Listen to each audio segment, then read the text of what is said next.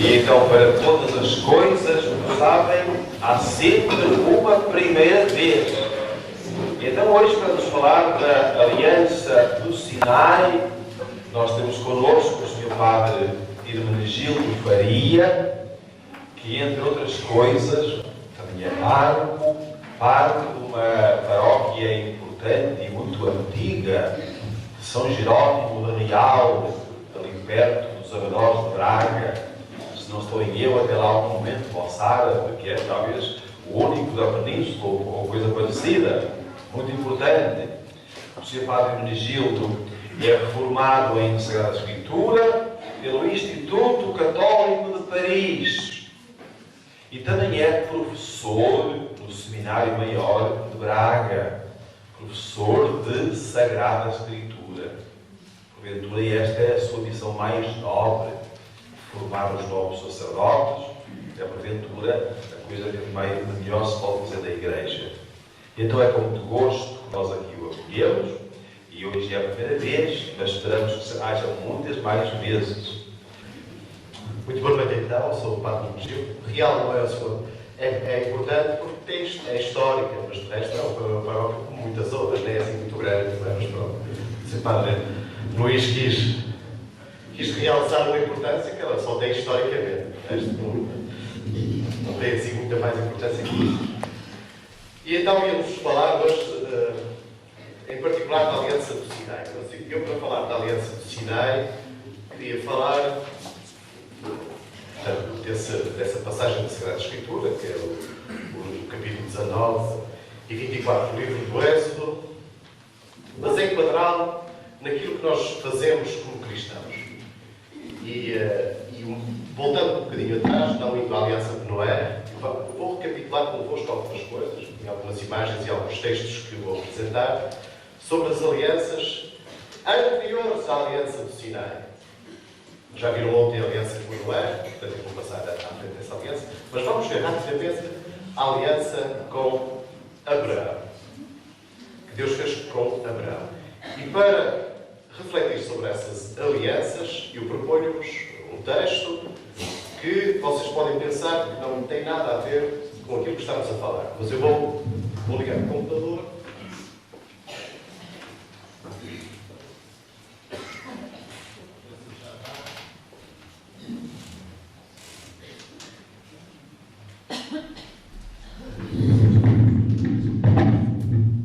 Não sei se podem. Esta luz. Já está. Muito bem.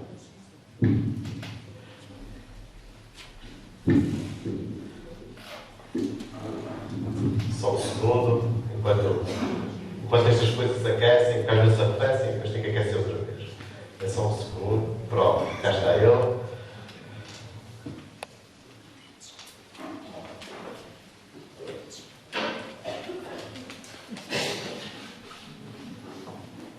Muito bem.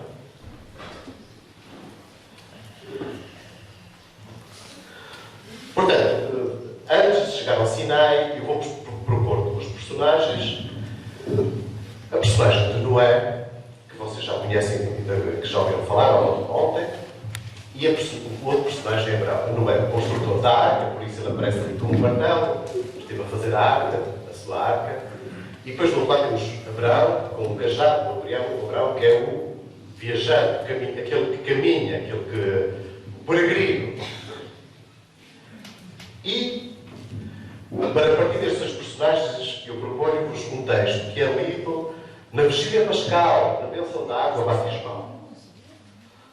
E esse texto, nós há bocado ouvimos um outro texto da Vigília Pascal, que era a oração que leu há pouco, era a oração que é lida no fim da leitura do livro do Êxodo, precisamente, da terceira leitura, acho eu, a terceira leitura. Portanto, primeiro a criação, depois Abraão e depois o livro do Êxodo.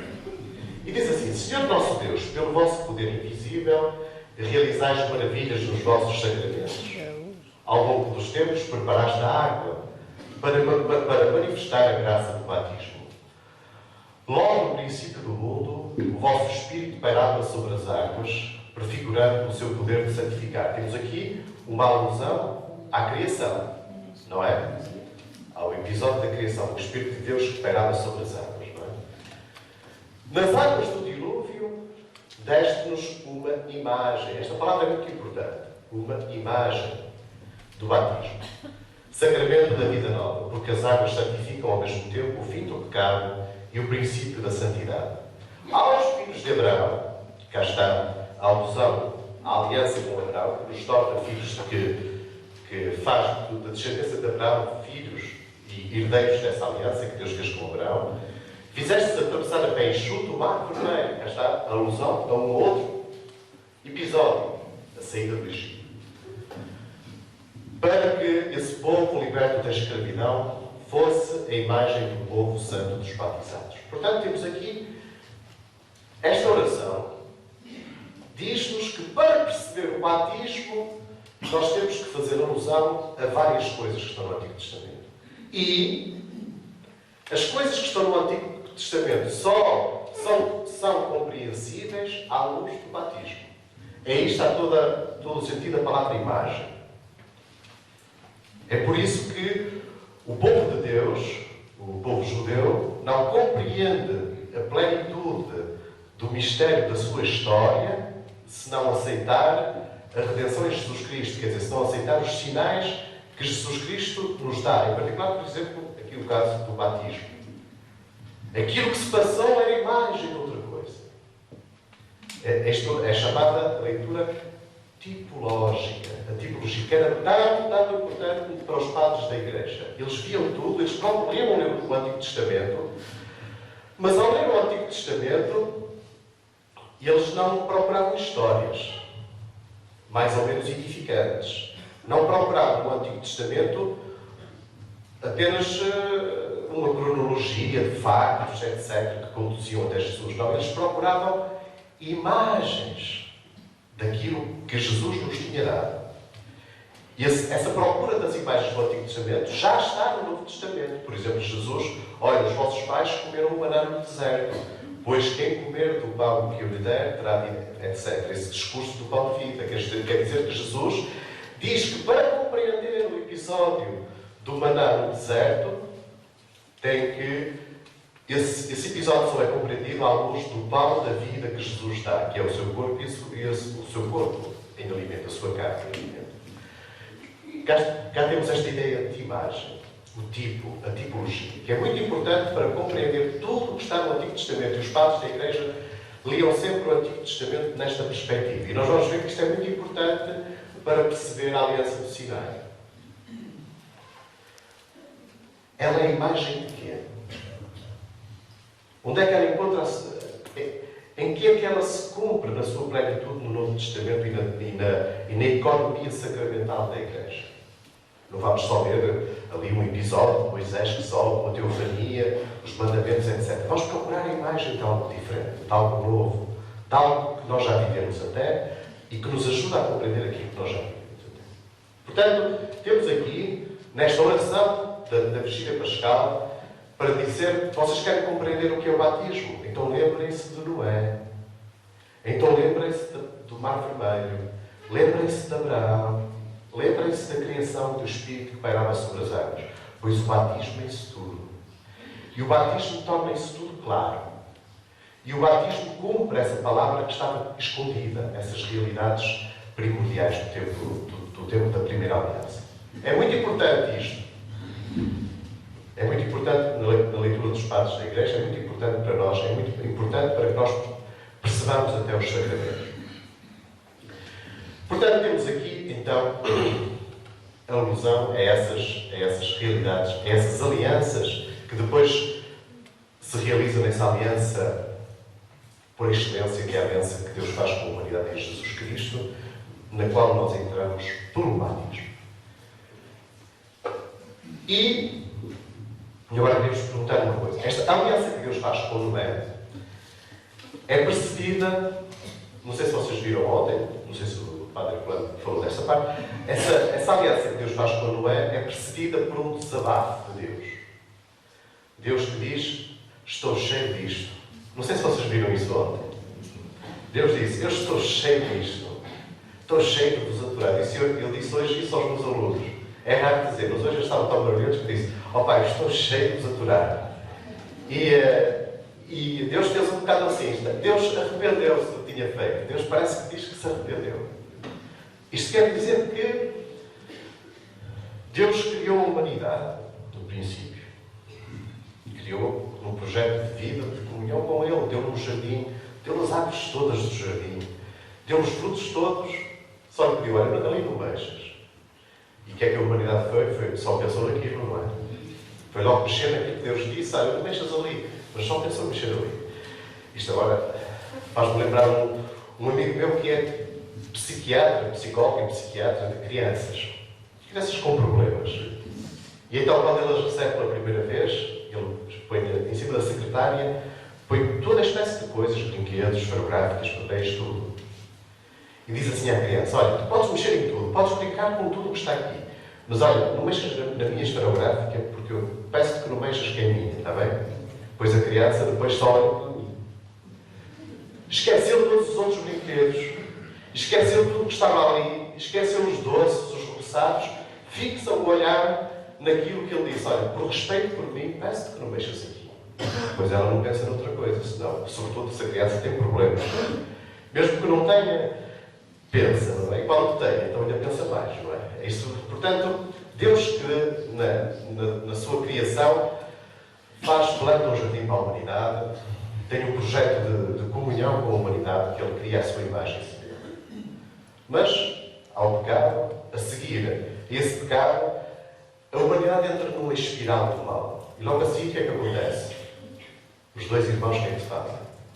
Matam-se. Matam-se, cada um mata o outro, não é? O fratricídio. Começa o mal, mas o mal vai de mal a pior. Vai de mal a pior, vai de mal a pior, até que atinge um paroxismo do mal. Quer dizer, atinge uma dimensão em que o próprio Deus disse: isto está-me disposto a olhar para isto.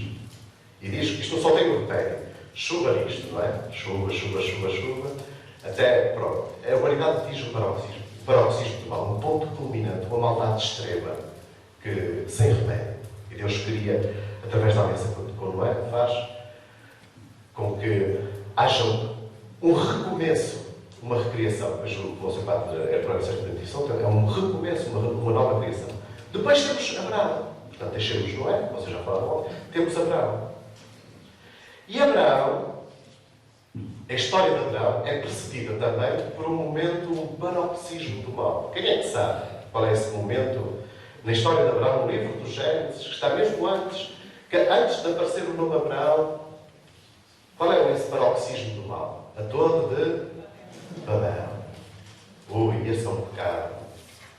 O homem que quer chegar ao céu, fazendo uma torre que penetra os céus. Já naquela altura pensavam fazer obras muito grandes, depois pagaram caro, não é? Mas já queriam fazer obras, uma torre até ao céu. Esse paroxismo do mal.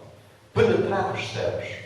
No fundo é o pecado por excelência, o pecado capital mais grave, que é o pecado do orgulho. E o que é que acontece? Eles são dispersos por toda a terra e aparece logo a seguir Abraão. E há uma tradição judaica que diz que Abraão foi o único naquela terra que se recusou a participar da construção da Torre de Babel. Ele disse: não, isto é um projeto que vai contra Deus. Porque é o homem a querer ser como Deus. É o homem a querer construir uma torre que vai até lá acima. Mas não. E então ele recusou-se a participar nessa construção. O paroxismo do mal. E então Deus, quando a humanidade atingiu aí também o momento culminante de uma maldade extrema, Deus o que é que faz? Chama Abraão e cria um povo nele. Um povo é com o qual ele faz uma aliança. Vós sereis o meu povo, eu serei o vosso Deus. Esta aliança que se aplica à geração, à descendência de Abraão, para ele e para a sua descendência, e prometeu-lhes uma terra, etc. Um povo novo, um povo que nasce com Abraão. Um povo que é o povo de Israel, vocês sabem. Portanto, e a partir daí, a história continua. Só vos vou passar.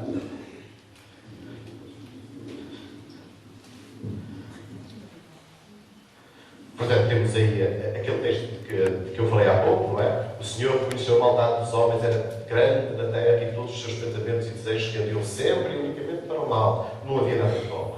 O Senhor arrependeu-se de ter criado o homem sobre a terra e o seu coração sofreu amargamente. E o Senhor disse: eliminarei da face da terra o homem que eu criei, e juntamente com o homem, os animais domésticos, etc. Noé, porém, era agradável aos olhos do Senhor. Portanto, temos aqui este momento de que eu falei há pouco. Temos aqui uma imagem de José Gustave Doré, uma ilustração da Bíblia, desse dilúvio, dessas águas que engolem a humanidade, que tinha atingido esse paroxismo, esse ponto culminante, essa maldade extrema. Depois tem, exatamente, o outro momento, Gênesis 11, em toda a terra havia somente uma língua e empregavam-se as mesmas palavras. Imigrando do Oriente, os homens, etc. Então, agora o propósito, vamos fazer tijolos e cozámos no fogo, utilizaram os tijolos em vez de pedra e betume, e o betume serviu-lhes de argamassa. Vamos construir uma cidade, uma torre, cujo cimo atinge aos céus. O cimo atinge aos céus, quer dizer, o cimo nos faz com que nós possamos habitar no lugar de Deus, atinjamos o ponto onde Deus está e sejamos igual a Ele. Portanto, e depois os homens são dispersos por toda a terra. E cá está uma imagem, uma pintura dessa torre de Babel, dessa cidade de Babel, que simboliza também essa maldade do homem, essa maldade que tenta rivalizar com o próprio Deus, o Deus que é generoso, o Deus que é bom e que dá, o homem que quer tomar o céu de assalto, não é? Pronto. Muito bem. Isto em relação... Estamos antes do êxodo, muito antes, naturalmente. Foi só para lembrar esses dois momentos importantes que precedem a Aliança do Sinai. A Aliança do Sinai é, por um lado, precedida de um momento de maldade, mas sobretudo, do momento de opressão. A opressão do povo, a libertação do Egito, não é? E ela é, sobretudo, também seguida de um momento de maldade suprema também. Qual é? É o bezerro de ouro. Deus acabou de fazer uma aliança com o seu povo. O primeiro mandamento é isto: não farás imagens, não adorarás outro Deus senão o Deus do céu. E o que é que tu fazes no bezerro de ouro logo a seguir? Que é em Israel o pecado mais grave, a idolatria. É adorar coisas, é pôr deuses ao lado de Deus. É o pecado mais grave. E então, Deus acabou de fazer uma aliança e o homem faz uma transgressão dessa aliança da forma mais horrível, da forma mais grave. O que mostra que esta aliança do Sinai, ela também é apenas imagem de uma outra aliança que vai chegar. De uma outra aliança que está para vir. Ela não é a aliança definitiva. Tanto não é que o povo não respondeu não conseguiu responder à medida dessa aliança que Deus fez com ele.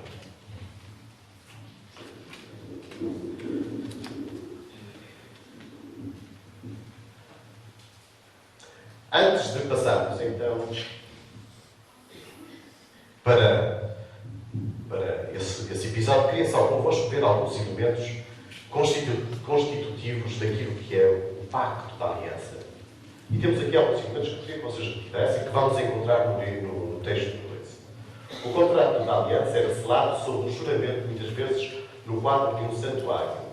E a divindade era assim chamada a testemunhar e a garantir a operação. Portanto, estamos aqui no caso de uma aliança entre pessoas. Nessa ocasião, estabelecia-se um livro da aliança e executavam-se atos simbólicos. Estão a ver, isto é muito parecido com aquilo que se passa num casamento, por exemplo. As pessoas vão a um santuário ou a uma igreja para que não só o compromisso que eles tomam seja um compromisso um em relação ao outro, mas em relação às pessoas presentes e em relação ao próprio Deus, porque que é chamado a testemunhar desse ato. É estabelecido um livro que é assinado, em que são lidos os termos dessa aliança, desse contrato. Executam-se atos simbólicos. No caso do casamento, por exemplo, o que é que se faz para essa aliança? Por exemplo, pode ser outro ato qualquer, poderia ser outro. As partes contratuantes oficiam-se mutuamente presentes. No caso da aliança, por exemplo, era em si um sinal do presente, que é dado um ao outro. trocavam as vestes ou as armas, se fosse uma aliança, um contrato de cariz militar entre países, uniam as mãos também, comiam juntos em refeição, sacrificiais, onde havia ritos baseados no sangue ou no sal, e pronunciavam bênçãos e maldições no caso do rompimento da aliança. Bem-aventurado, se cumprirdes esta aliança, acontecerá isto, sereis prósperos, etc, etc, etc. Deus estará convosco se vos afastardes da aliança. Então acontecerá coisas más, vos acontecerão coisas más. E estes são os termos, digamos, é a tipologia no sentido de os elementos constituintes de uma aliança civil, digamos assim, uma aliança que era feita entre pessoas, entre países, entre famílias. Tinha estes elementos. E estes elementos nós encontramos em vários tipos de alianças, e em particular também na aliança que Deus celebra com o seu povo no Monte Sinai.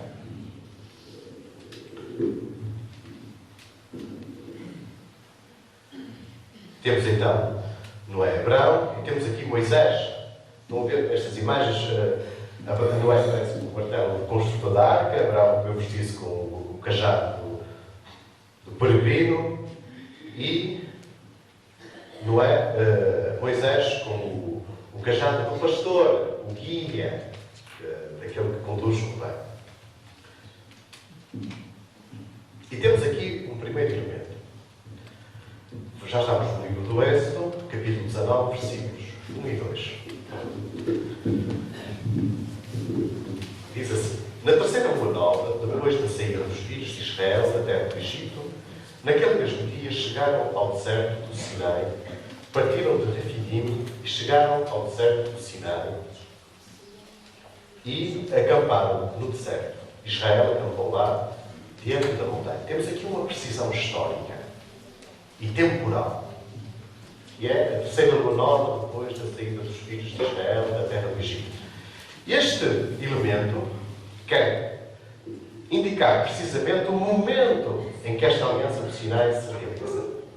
Esta data imprecisa, que nós não conseguimos muito bem indicar, quer indicar certamente o dia de Pentecostes, 50 dias depois da Páscoa, que também era chamado a Festa das Colheitas de setembro.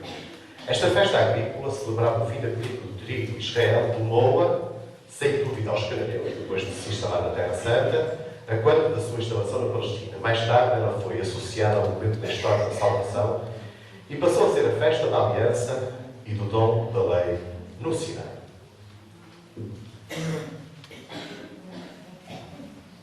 Quer que eu mais algo um bocadinho? Não sei. Só se apagar esta luz aqui. Pode apagar esta luz, não faz mal. Para se ver melhor. Estas luzes aqui, então.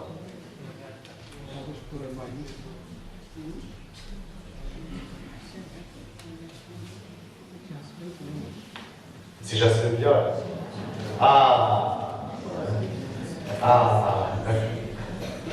Pronto. Também os textos que eu vou indicar, uma parte deles são textos da Bíblia, portanto vocês podem seguir com a vossa Bíblia. Portanto, temos aqui este momento da aliança de Deus com o seu povo no Sinai, é o momento de Pentecostes, 50 dias depois da... Isto está no máximo da... Ops.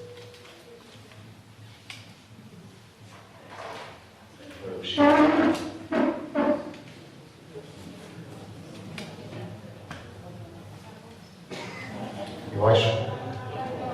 Está bem? Vamos lá ver se assim consegue-se ver melhor. Podemos pôr mais alto? Não sei. Pronto, eu vou tentar ler os textos. Quem conseguir muito bem, quem não conseguir muito bem também. É o melhor que se pode arranjar. Tá? Pronto, mas se consegue ver, não é? Portanto, voltando à data. A data de Pentecostes.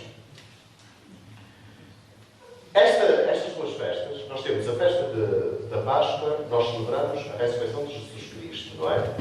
Os judeus celebram a libertação do povo da escravidão do Egito para a terra prometida, não é? A passagem do Mar Vermelho. Na festa de Pentecostes, os judeus celebram o quê? o dom da lei no Sinai, por intermédio de Moisés. Nós celebramos o quê? O Espírito Santo. São as duas únicas festas que nós temos em comum com os judeus. Os judeus têm outras festas. Tem o Yom Kippur, tem o Rosh Hashanah, tem outras festas que nós não temos. Nós temos festas que eles não têm. Nós temos o Natal, temos a Imaculada Conceição, temos a Transfiguração, temos a Epifania, e os judeus não têm. Mas há duas festas que nós temos em comum. Páscoa e Pentecostes. O que mostra a importância destas duas festas. A importância destas duas festas. São festas muito importantes. São tão importantes que elas fazem parte do património comum. Apesar de nelas celebrarmos realidades diferentes. Diferentes quer dizer, os judeus vivem uma realidade que é a imagem de uma realidade que nós vivemos em profundidade. Eles vivem a saída da escravidão para a liberdade. Nós, a ressurreição de Jesus Cristo, que é a passagem da morte à vida. Eles, no Pentecostes, celebram o dom da lei feita no Sinai. Nós celebramos o dom do Espírito Santo. Agora vamos ver, mais adiante, qual é a relação entre estas duas coisas. Qual é a relação entre o dom da lei para os judeus e o dom do Espírito para os cristãos?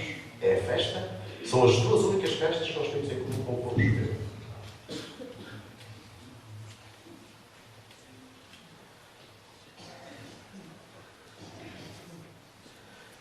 E então, o texto continua. Portanto, é o capítulo 19, versículos 3 até versículo 8, até versículo 9. Quem não conseguir ver bem, pode abrir a Bíblia e acompanha o texto dessa forma, que também é uma maneira de ver melhor, não é? Tendo o texto diante dos olhos. E vamos só fazer, antes de passar para este texto, vamos só ler um pequeno texto de um padre da igreja chamado Roberto de Deus, e diz assim: há uma notável concordância, 50 dias depois da Páscoa antiga, da lei, escrita com o dedo de Deus em tábuas de pedra. Foi dada por Moisés. Mas graça e verdade aconteceram por Jesus Cristo e foram escritas no coração dos apóstolos pelo Espírito Santo enviado do céu. Estão a ver como é que este padre da igreja, um padre medieval, faz o paralelismo entre os dois acontecimentos. E vamos voltar a ler da maneira que ele diz isto tão bem, tão bem. Há uma concordância muito grande. 50 dias após a Páscoa antiga. Nós também 50 dias. A lei antiga foi escrita com o dedo de Deus em tábuas de pedra. E foi dada por Moisés. A nossa lei vem por Jesus Cristo.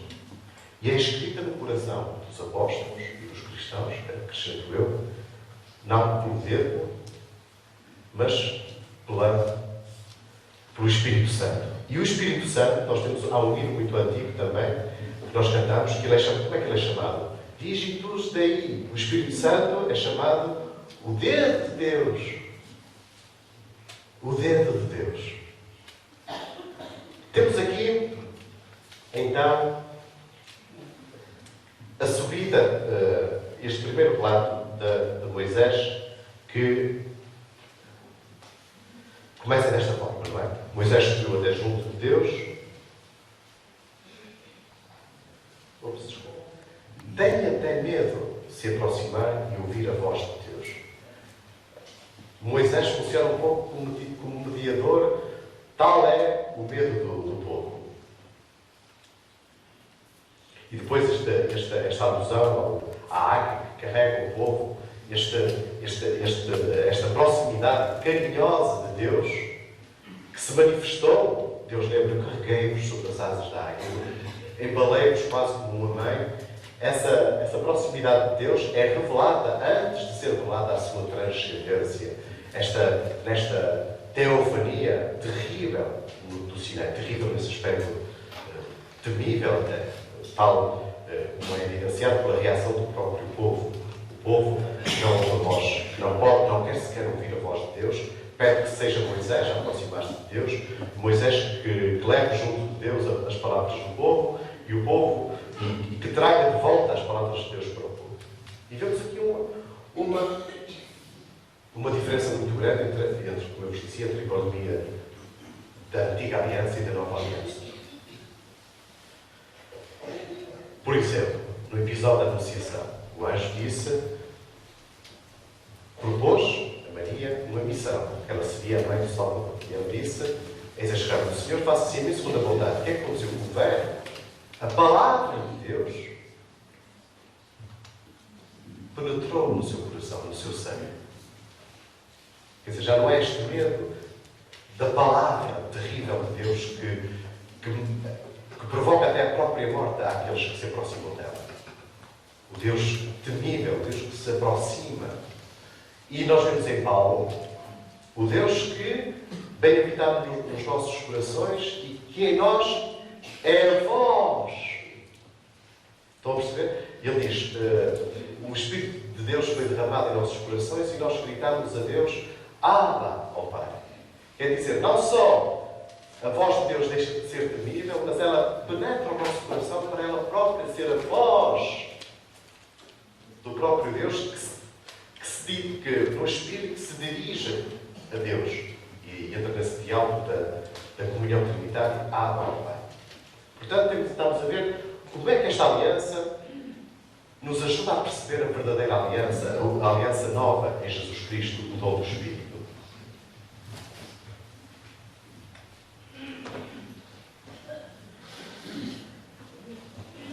Depois,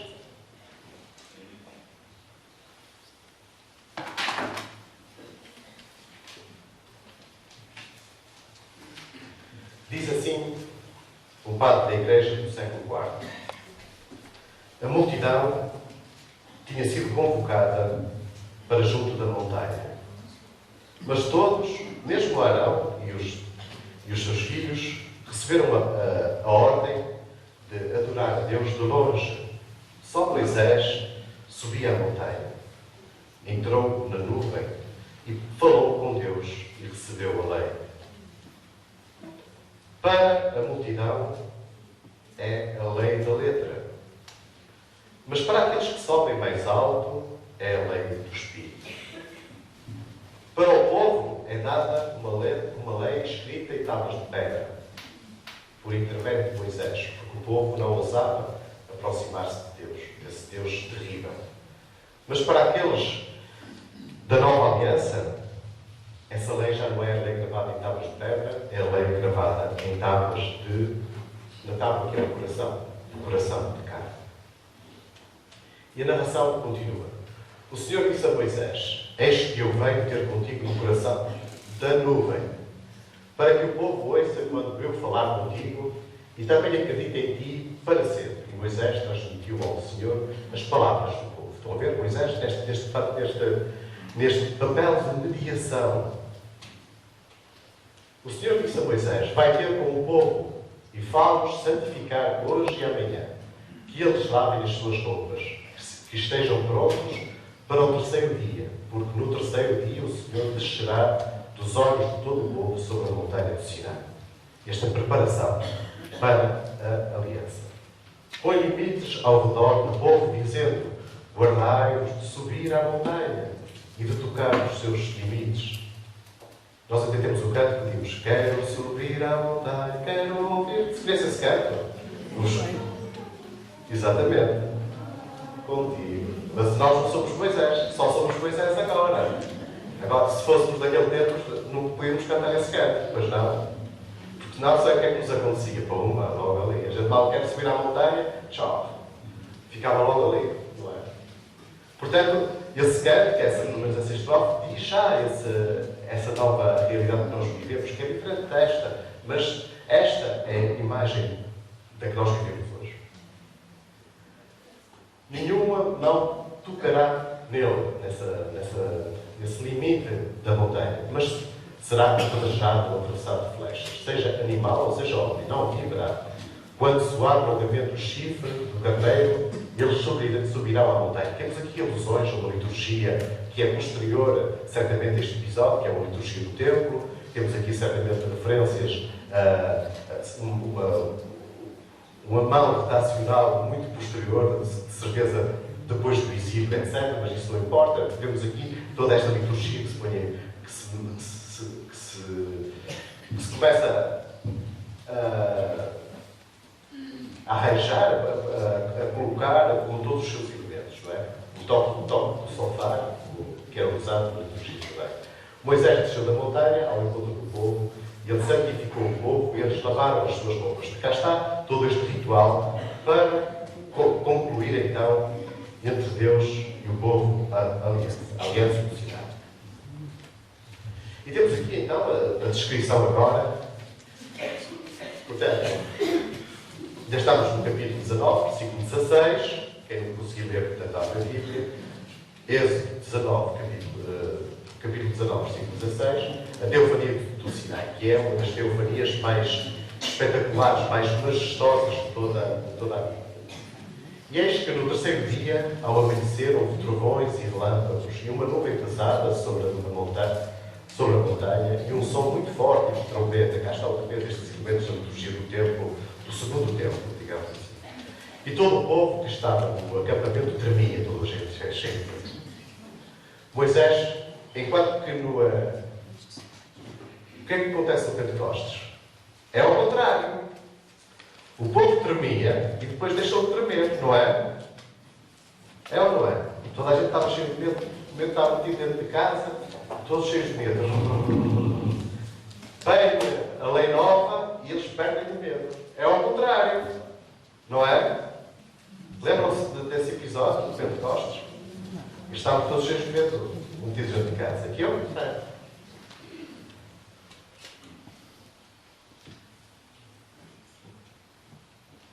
A montanha do Sinai estava, portanto, coberta de fumo, porque o Senhor tinha descido sobre ela no fogo. E o seu fumo subia como o fumo de um forno, e toda a montanha tremia muito, até a própria montanha treme, não é? O som da trompeta cada vez mais forte, mas Moisés falava e Deus respondia no trovão. Portanto, o único que se aproximava de Deus era Moisés. O Senhor desceu sobre a montanha do Sinai, no cimo da montanha. O Senhor chamou Moisés ao cimo da montanha, e Moisés subiu.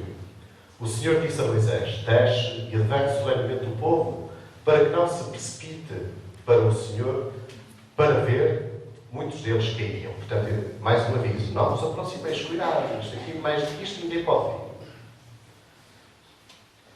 vir. E que também os sacerdotes se aproximam do Senhor, se santifiquem, para que o Senhor não os fira. Portanto, aqui também já há uma mão sacerdotal aqui a escrever este texto, para mostrar que os sacerdotes, Arão e os sacerdotes, partilham de um pouco do privilégio de Moisés de se aproximar de Deus. Moisés disse ao Senhor: o povo não pode subir à montanha do Sinai, pois tu advertiste-nos solenemente, dizendo: põe limites à montanha e santifica. O Senhor disse: vai, desce, depois subirás tu e Arão. Cá está Arão associado a Moisés. Isto, quando nós vemos Arão associado a Moisés, é a corrente sacerdotal do Antigo Testamento que tenta legitimar muito o sacerdócio, não é? Contigo os sacerdotes e o povo, porém, que não se precipitem em subir para o Senhor, para que não abra neles uma brecha. Moisés desceu ao encontro do povo e comunicou-lhes tudo isto. Cá está Moisés que vai ver, cuidado, logo estava sempre bem, era assim, agora. Depois tinha cá mais que dizer, depois tinha que ir lá acima outra vez, não é? Andava neste sobe e desce para comunicar as palavras ao povo e o povo e levar as palavras do povo ao próprio Deus. E aqui temos então os termos dessa aliança. Deus falou todas estas palavras, dizendo, eu acho que aqui já é o capítulo 24, Êxodo 24, 1. Eu sou o Senhor, teu Deus, que te fiz sair da terra do Egito, da casa da escravidão. Não haverá para ti outro Deus na minha presença, não farás para ti imagem esculpida, nem representação alguma do que está nos céus, em cima do que está na terra, embaixo do que está nas águas, debaixo da terra. Não te prostrarás diante deles e não os servirás, porque eu sou o Senhor teu Deus.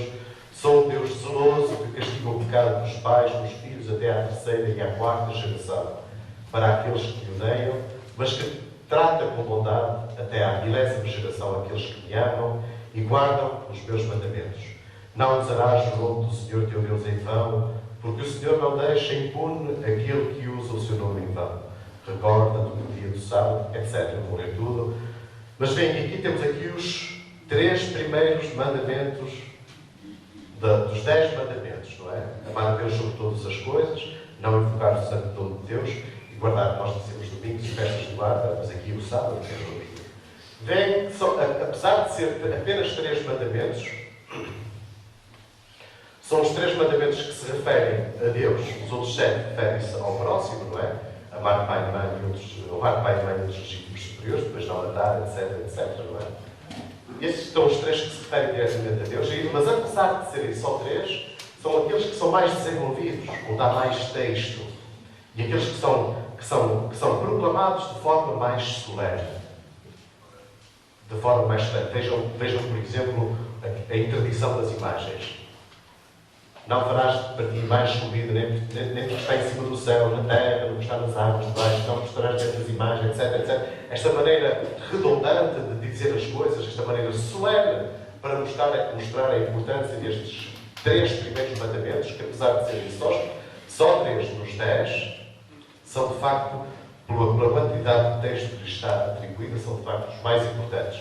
E são aqueles que logo a seguir o povo de Deus vai transgredir com o episódio do bezerro de ouro. Depois, continuamos.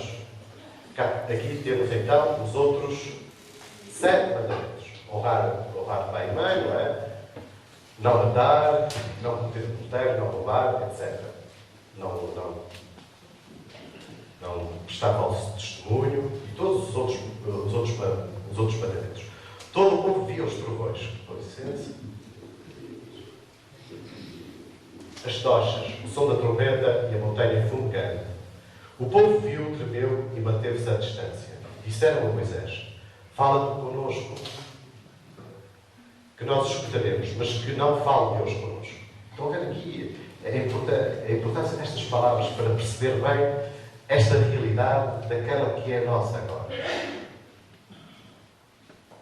Quando Paulo diz: a palavra de Deus habita no nosso coração, quer dizer, aqui é uma atitude completamente diferente. O povo nem quer ouvir a voz de Deus.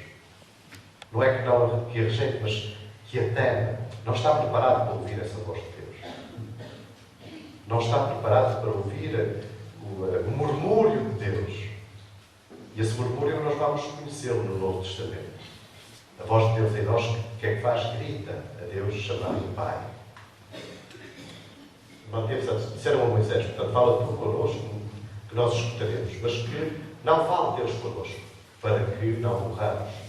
Moisés disse ao povo: não temais, pois foi para vos pôr à prova que Deus veio, e para que o seu temor esteja diante de vós, de modo que não pequeis. Quer dizer, é o próprio Deus que, através desta solenidade, deste quadro, deste ambiente terrível, faz com que o povo reverencie ainda mais o próprio Deus. O povo manteve-se à distância e Moisés aproximou-se da nuvem escura onde estava Deus. Portanto, cá está outra vez aquilo que ouvimos daquele padre, daquele texto do padre da igreja de Gregório Nazianze, que eu li há pouco, que Moisés penetra na nuvem, mas o povo mantém-se à distância. E vocês vão ver se certamente amanhã com o Padre João, quando eu comentar o texto da Epístola aos Hebreus, que em Jesus Cristo nós penetramos no santuário. Nós somos associados ao seu corpo, nós somos parte do seu corpo, que é a cabeça desse corpo que é a Igreja, e nele nós entramos, fazemos aquilo que Moisés fez. Entramos no santuário, no coração de Deus.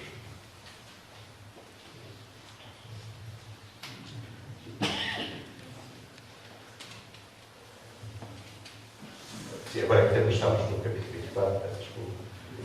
Capítulo 24, versículo 1, e ele disse a Moisés: sobe ao encontro do Senhor, tu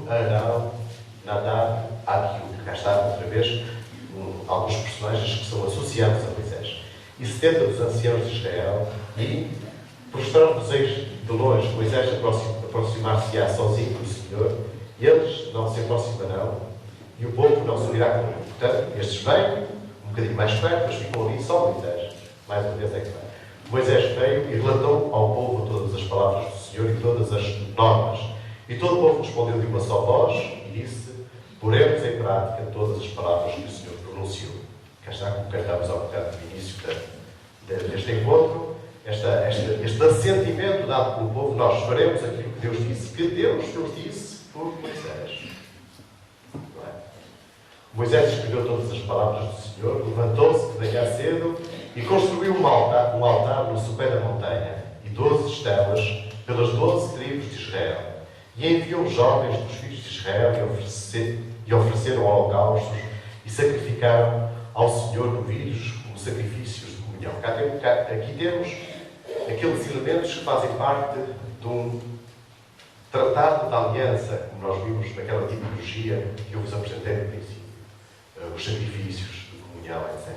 Moisés tomou metade do sangue e colocou em bacias e metade do sangue espalhou sobre o altar. Tomou o livro da aliança e leu na presença do povo, que disse: tudo o que o Senhor falou, nós o faremos e obedeceremos. Moisés tomou o sangue e aspergiu com ele o povo, dizendo: eis o sangue da aliança que o Senhor concluiu convosco, mediante todas estas palavras.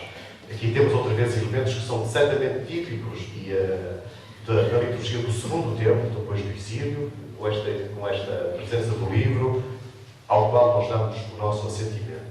O povo de Deus dá o seu assentimento.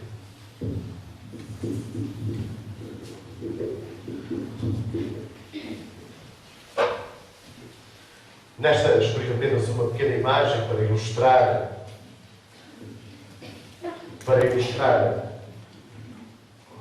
os mandamentos de um pintor do século XV, XVI, em que ele ilustrou de uma forma muito original e muito pitoresca e engraçada os mandamentos, todos eles. Aqui é amar a Deus sobre todas as coisas. Moisés recebe a aliança, estão a ver, de Deus. Conseguem ver alguma coisa assim? Ligeiramente, mas pronto. Moisés está aqui, recebe a estátua da lei. E Moisés, muitas vezes, nas representações da arte, é representado com as feições de Jesus, como se fosse o próprio Jesus. Ele é a imagem de Jesus, não é? Ele representa Jesus nesse sentido, como Abraão, como Noé, como Adão. É uma tipologia, um tipo neste sentido, uma imagem de Jesus. E depois temos aqui a transgressão do mandamento: 2 homens a adorar uma imagem de um Deus pagão. Depois temos os outros mandamentos: honrar pai e mãe, etc. Aqui eles a louvar. Aqui no 5º mandamento temos um homem tentar matar outro, etc. No 6º temos aqui o casal de dormir e o homem que vai lá buscar a mulher à cama. Portanto, é um mandamento, neste caso, o 8º. Não é? Portanto, aqui todos os mandamentos. Isto era como os antigos faziam os catecismos, de uma forma de imagens. Sob a forma de imagens. A prestar falsos testemunhos diante do juiz, etc. etc.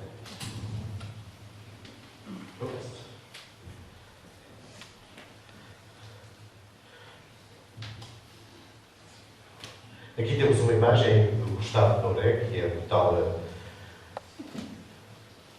artista que ilustrou a Bíblia no século XIX, do povo que está à distância da montanha do Sinai, que se coloca de forma respeituosa e temente diante da teofania do Sinai.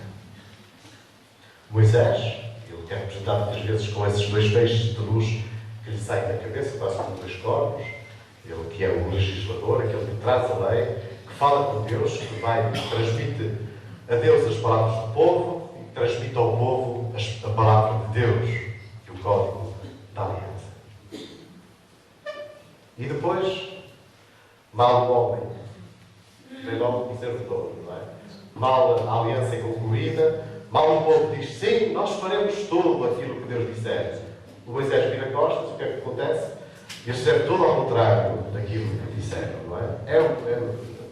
É já típico daquilo que nós somos, mas Deus mantém-se fiel a esta aliança que Ele estabelece com o seu povo, um povo em que não cessa de transgredir e se mostrar infiel a essa aliança que Deus conclui com o seu povo. E agora queria, então, lembrar-vos uma coisa muito importante, que serve para ilustrar precisamente, que serve para mostrar como a compreensão deste episódio da História Santa, este episódio da aliança de Deus no Sinai, nos ajuda a compreender coisas da nossa vida cristã. E tenho aqui uma passagem da celebração do sacramento da confirmação. Esta oração que o bispo diz quando da imposição das mãos sobre aqueles que vão ser crismados. Oremos, irmãos, a Deus Pai Todo-Poderoso, para que sobre estes seus filhos adotivos porquê? Pelo batismo nós fazemos parte da aliança que Deus, somos integrados na aliança que Deus fez com Abraão, somos filhos de Deus, filhos adotivos, pela fé, como diz São Paulo. Já nasceram para a vida eterna. Derrama agora o Espírito Santo que os fortaleça com a abundância dos seus dons e pela sua unção espiritual os torne imagem perfeita de Cristo, Filho de Deus. Deus Todo-Poderoso, Pai de nosso Senhor Jesus Cristo, claro que o Espírito Santo deste uma vida nova a estes vossos servos e os libertastes do pecado. Vós eles que já viveram a Páscoa, agora estão aqui às portas do Sinai. Vós que os libertastes do pecado, estão a ver a lógica desta oração, a lógica do mistério cristão. Vós libertastes do pecado, eles atravessaram o mar vermelho bem enxuto. Como o povo de Deus recebeu essa libertação de Deus da escravidão do Egito para a terra prometida. E eles já saíram do Egito. Agora, dai-lhes, enviai sobre eles o Espírito Santo. Espírito de sabedoria, de inteligência, Espírito de conselho e fortaleza, Espírito de ciência e piedade, enchei-vos do Espírito do vosso temor, depois com a fórmula final. Portanto, como eu vos disse, e como nós vimos, o povo de Deus sai do Egito, é liberto da escravidão para a liberdade. Chega à terra, 50 dias depois, chega ao Monte Sinai e recebe o dom da lei, escrito pelo dedo de Deus nas tábuas que Moisés dá ao povo. Moisés, aquele que ouviu a voz de Deus, o único a ouvir a voz de Deus. A nós o que é que acontece? Nós, pelo batismo, somos libertos da escravidão do pecado para a vida nova da graça.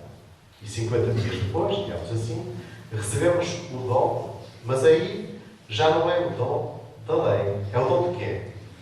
Do Espírito Santo. E o que é que faz o bispo quando crisma? Fulano recebe por este sinal, o Espírito Santo, o dom de Deus.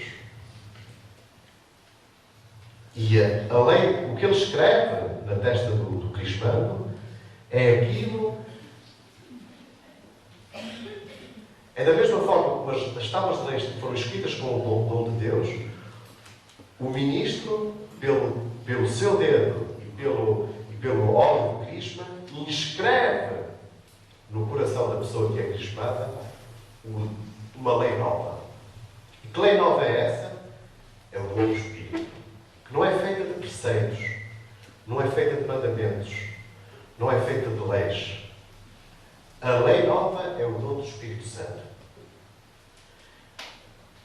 Portanto, se alguém perguntar qual é a lei dos cristãos, os cristãos são pessoas sem lei. Eu só tenho uma lei, que é a lei do Espírito. O que é que faz o Espírito? Faz com que nós sejamos filhos. O que é que faz o Espírito?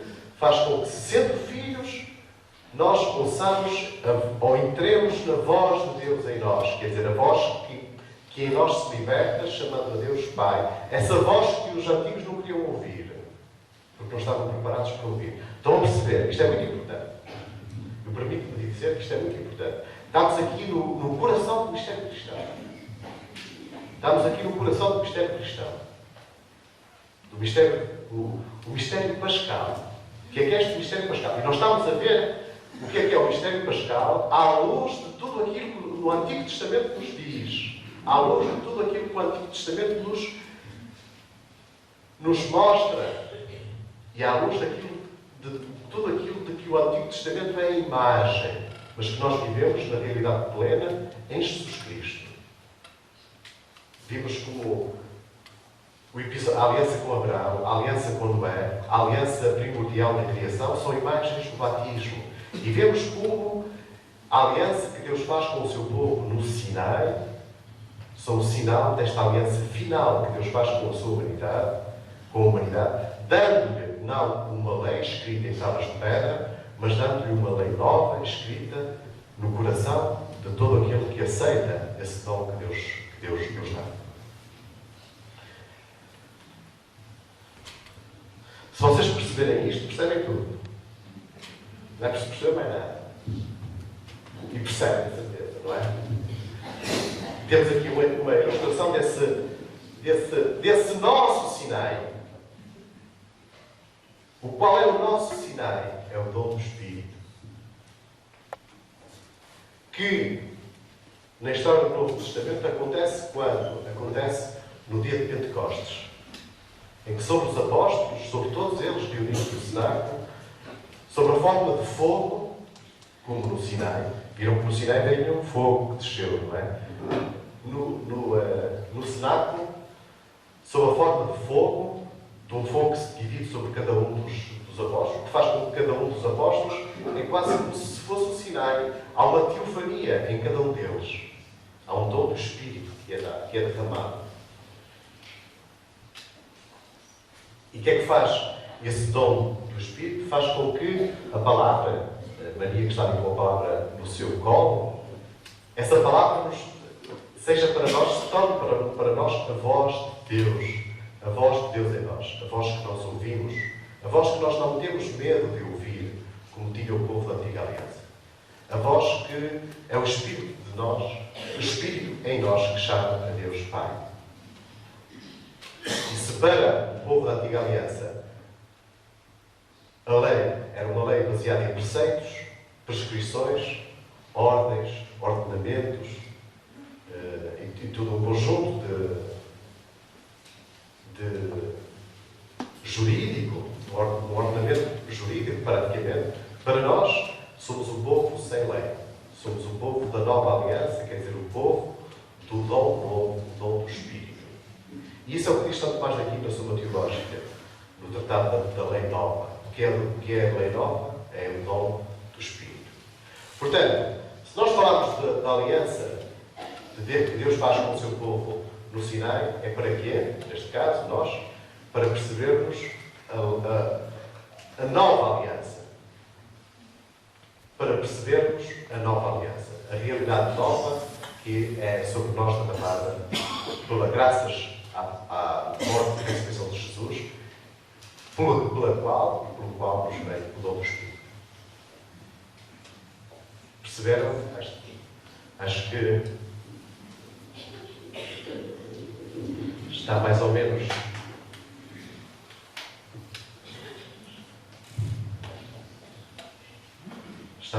claro. Não sei se querem perguntar alguma coisa, colocar alguma questão.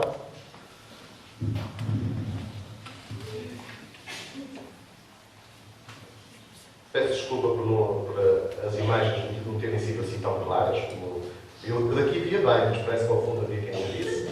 Mas se alguém quiser, eu posso lhe dar esta pequena apresentação. Estes textos que estão aqui, que muitos deles são os textos da Bíblia, com as imagens. Não serão referidos, se alguém quiser. Alguma coisa?